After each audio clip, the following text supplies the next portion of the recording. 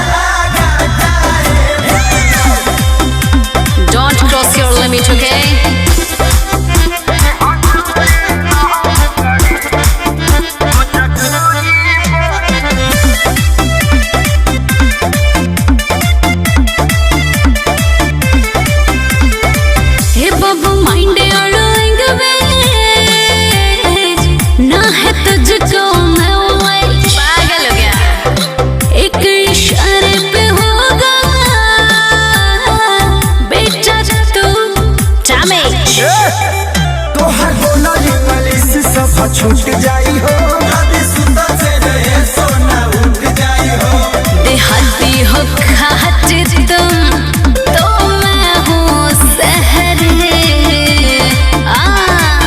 जौन आजा दिल लड़ा उसे दूर का करी भोजपुरी बोले वाला जी हजूरी करी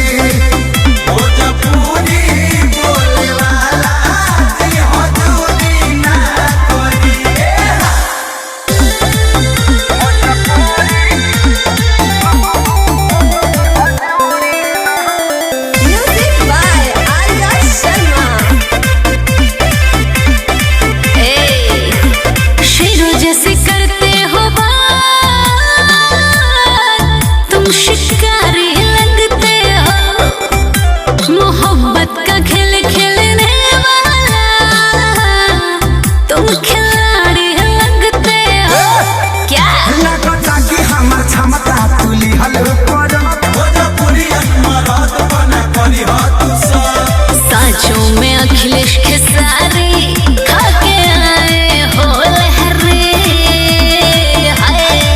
हमारे भाषा